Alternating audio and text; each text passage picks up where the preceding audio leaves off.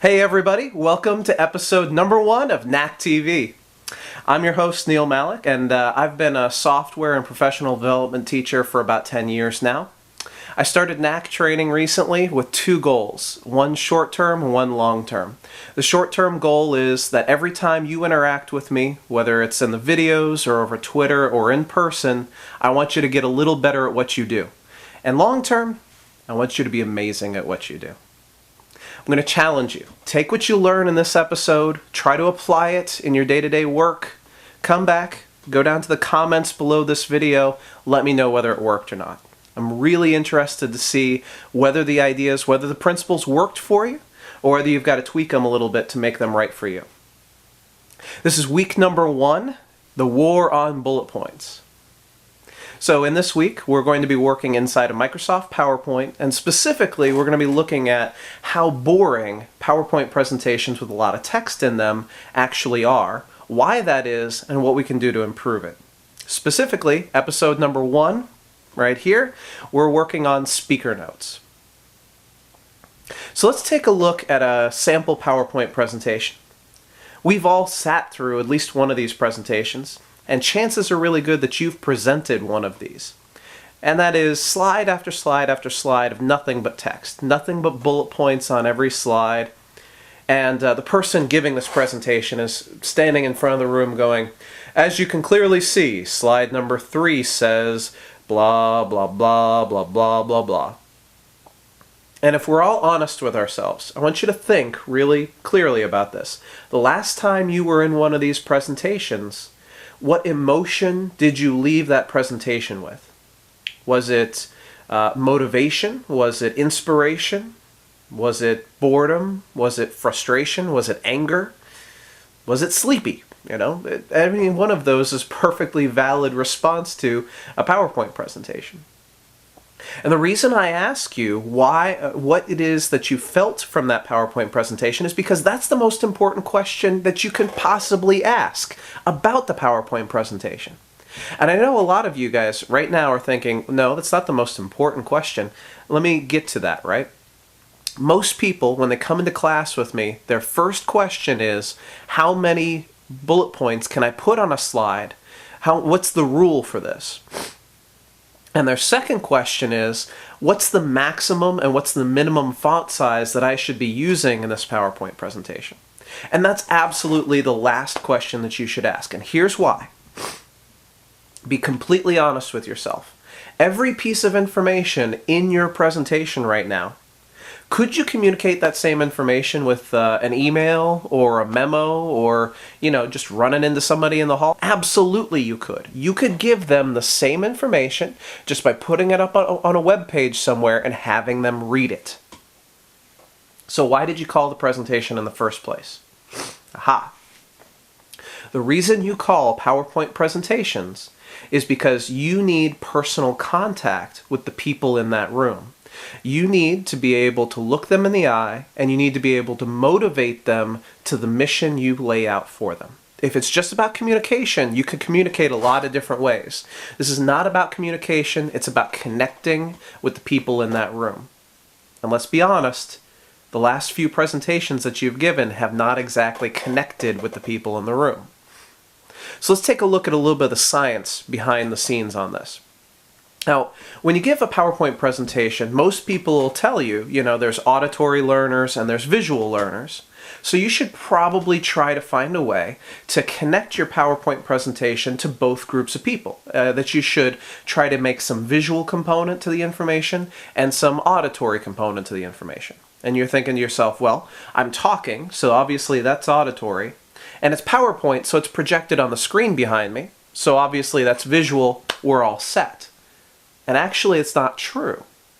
Now, there's a visual and an auditory part of the brain, but the interesting thing is that when you put text on the screen, that's language, and the auditory part of the brain is basically the language center of the brain. And so when you put text on the screen and say text out loud, you're actually overloading one part of the brain and leaving the other part of the brain completely open. That research comes from Chris Atherton. I'm going to link the research down below. You can take a closer look at it if you want. So the research says one thing, and that is that you should try to get away from putting text on the screen. Now, at that point, you say to yourself, okay, well, what am I supposed to do to solve this problem? And different people give you different answers to this one. Some people just say, take all the text off the screen, replace it with pictures, and you're good to go. Now, there's a little bit of short-sightedness there, but there's an important point, and that is, when you put a picture on your slide, that picture sparks an emotional reaction. And whenever possible in your PowerPoints, you need to try to drive a little bit of emotion behind things. Because even when it comes down to raw numbers and sales and things like that, you need to recognize that people are motivated by emotion and they try to back up their motivation with the numbers. So always try to give them enough motivation that the numbers just sort of work themselves out, no matter what it happens to be. So pictures are a good answer, but they're not an answer for every problem in the book, right? And to be perfectly honest, if you approach everything with, let's just put a pretty picture in here, you're not really solving the problem anyway. Because you have to remember that the whole point of what you're doing here is to communicate the information and motivate your people. Alright, so what's another solution to this problem? Well, if you read the blogs and the books by two people, Nancy Duarte and Gar Reynolds, Nancy Duarte's site is called Slideology.com. She's got a book called Slideology. And Gar Reynolds has a book and a website called Presentation Zen. Great stuff. I would highly recommend both of their books. I would highly recommend both of their blogs. And basically what they say is, we're all approaching this the wrong way from the very beginning. We're approaching this from the standpoint of what is the first major thing I need to tell people, and then we put that on the slide. And then we ask, what's the second major thing we need to tell people, and we put that on the slide.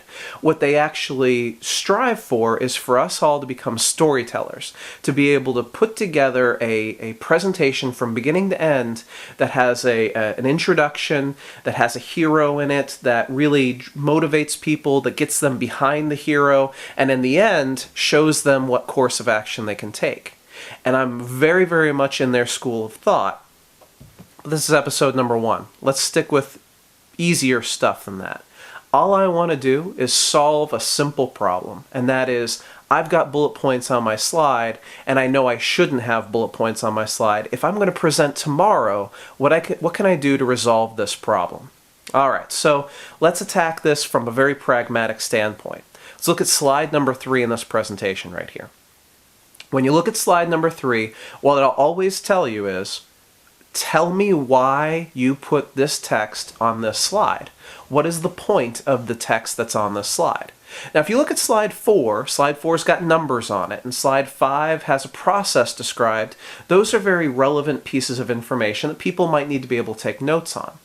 But this slide right here, this is just personal announcement stuff. So why did you put the text on this slide? Let's be honest, everybody, eyes up front here. The reason you put text like this on the slide is because you've got stage fright. You're not quite sure that you'll remember to talk about Susan, Juan, and Rachel and what their major points of information are. You're thinking to yourself, I need a bit of a safety net on this one. So what I'm going to do is I'm going to throw the bullet points of my announcements on the slide. That way, if I get a little bit tied up mentally, I can just turn around and say, as you can clearly see, Susan just had a baby. Congratulations, Susan. You don't have to actually remember what Susan's news was, or even in that you were supposed to talk about Susan in the first place.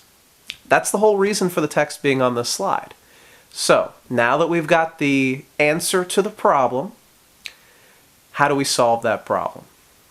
Here we go. We have to recognize that by solving our own problem, we actually cause the problem for the audience. By solving the problem of our stage fright, by putting the bullet text on the slide, we've made our audience bored.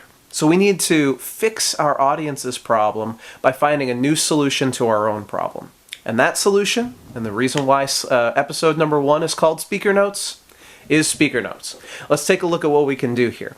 If you notice down at the bottom of the PowerPoint presentation, we've got a box down there that's called the Speaker Notes area. What we can do is we can highlight this text, use Control X on the keyboard to cut, and then use Control V on the keyboard to paste that text into the speaker notes area.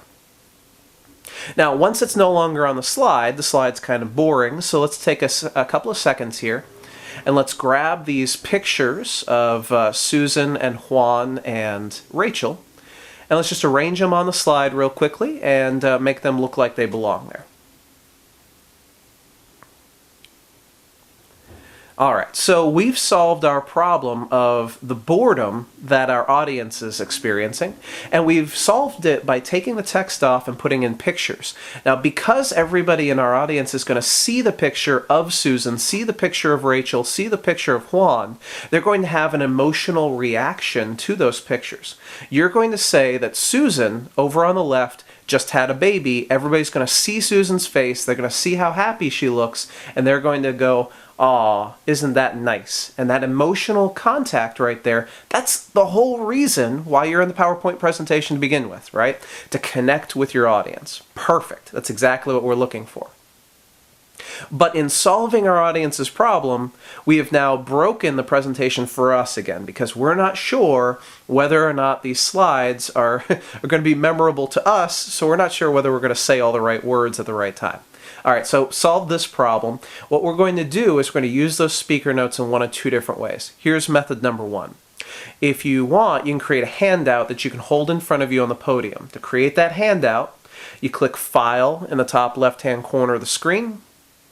You go down to Save and Send on that menu there, and from Save and Send you'll see the bottom button says that you can create handouts, and so you click the Create Handouts button, and you're basically creating a sheet of paper that has slides on the left, notes on the right. And so if you click OK to this dialog box that comes up, Microsoft Word churns through the presentation, and as you can see, a slide that has speaker notes on it puts the speaker notes right next to the slide. It's very easy to go back and look down at your piece of paper in order to follow up on the presentation. So that's solution number one, right? You've created speaker notes, you've made the slide a little bit more interesting, a little bit more emotionally impactful, and you've got your notes in front of you, so you don't have to remember whether Susan has been here for 10 years or whether she's just had a baby. Perfect. Solution number one in the bag. Alright, so here's a second problem though. A lot of people see this and they'll think, well, I don't really want to have a piece of paper in front of me, especially not 10 sheets of paper in front of me. And I'm thinking, you know, people in the room are going to think that I'm a bad presenter if I do this. So what's another solution to the problem? We can do what's called presenter view. Right? So if you normally go to the slideshow tab at the top of the screen and start the slideshow, what shows up on the projected screen and what shows up on your laptop monitor are the same thing.